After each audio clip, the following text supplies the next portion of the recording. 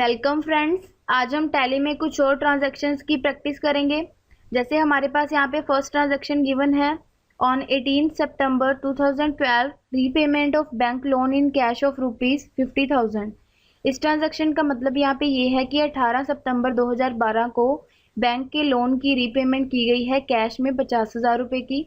अब हम देखते हैं कि जो बैंक लोन है वो यहाँ पे फर्म के लिए या किसी कंपनी के लिए लाइबिलिटी होता है, और लाइबिलिटी जो लोन है यहाँ पे वो लाइबिलिटी है, और हम देख सकते हैं कि जो लाइबिलिटी है वो डिक्रीज हो रही है, और जब लाइबिलिटी डिक्रीज होती है तो उसको हम डेबिट साइड में एंटर करते हैं। इसीलिए हमने बैंक लोन अकाउंट को डेबिट साइड में एंटर किया है। अब हम सेकेंड एंट्री देखते हैं। जो कैश है वो हमने कैश में पेमेंट की है जो बैंक लोन की, तो कैश हमारे पास से कम हो रहा है, कैश की वैल्यू कम हो गई है। इसीलिए जब कैश कम होता है, चीज़ हमारे पास से कैश चला जाएगा, तो हम देख सकते हैं कि उसको वहाँ पे रियल अकाउंट रूल अप्लाई होता है। रियल अकाउंट रूल हमें ये बताता है कि जो चीज़ हमारे पास से चली जाती है उसको हम क्रेडिट साइड में एंटर करते हैं। इसीलिए हमारे पास जो एंट्री बनी है वो इस तरह से है, bank loan account debit 50,000 to cash account 50,000। यहाँ पे हम वो अमाउंट फिल करते हैं जो ट्रांजेक्शन में हमारे पास गिवन है।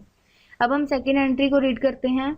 ऑन 20 सितंबर 2012 repayment of bank loan by issue cheque of ₹50,000। अब अगर हम ध्यान से कंसीडर करें तो फर्स्ट और सेकंड एंट्री सेम है।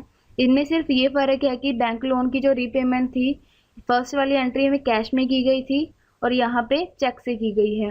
यहाँ पे सेकंड एंट्री का मतलब ये है कि जो 20/9/2012 को बैंक लोन की रीपेमेंट की गई है वो चेक के थ्रू की गई है 50,000 की। अब हम देखते हैं जो बैंक लोन है वो अगेन यहाँ पे लाइबिलिटी है, और जब लाइबिलिटी डिक्रीज हो रही है तो उसको हम डेबिट में एंटर करेंगे। इसीलिए हमने बैंक लोन अकाउंट को डेबिट साइड में एंटर किया है।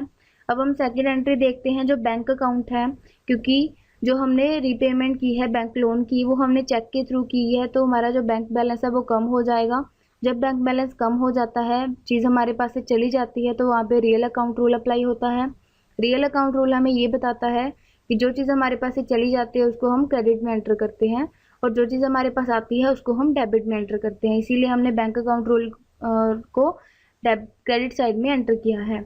इसी तरह हमारे पास जो एंट्री बनी है वो इस तरह से है, bank account bank loan account debit 50,000 to bank account 50,000।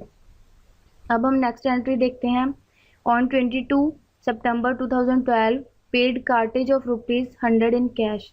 यहाँ पे हमें ये बताया है कि 22/9/2012 को पेड किया गया है कार्टेज के लिए 100 रुपीज़ कैश में। अब हम सबसे पहले देखते हैं कि कार्टेज क्या होता है। जब हम गुड्स को एक जगह से दूसरी जगह पर ले जाते हैं तो जिस ट्रांसपोर्ट का हम यूज़ करते हैं उसे हम कार्टेज कहते हैं, और यहाँ पे बताया गया है कि कार्टेज के लिए हमने 100 रुपीज़ पे किए हैं कैश में। यहाँ पे हम कार्टेज को डेबिट साइड में रखेंगे, क्योंकि हम देख सकते हैं जो कार्टेज है वो यहाँ पे फर्म के लिए एक तरह का एक्सपेंस है, और एक्सपेंसेस को हम नॉमिनल अकाउंट रूल के अकॉर्डिंग डेबिट साइड में एंटर करते हैं। सेकेंड एंट्री में हम देखते हैं जो कैश अकाउंट है उसको हमने क्रेडिट में एंटर किया है, क्योंकि हमने पेमेंट है वो कैश में की है, कैश हमारे पास से कम हो जाएगा, और जब कैश कम हो जाता है, चीज़ हमारे पास से चली जाती है, तो उसको हम क्रेडिट साइड में एंटर करेंगे। इस तरह हमारे पास जो ट्रांजेक्शन बनी है वो इस तरह से है, cartage account debit 100 to cash account 100। अब हम देख सकते हैं जो लास्ट एंट्री में हमारे पास ऑन 25 सितंबर 2012 bought a van and issued cheque of ₹10 lakh. इस ट्रांजैक्शन का मतलब यहाँ पे ये है कि 25/9/2012 को एक वैन बॉट की गई है, खरीदी गई है, और इशू किया गया है चेक 10 लाख रुपए का।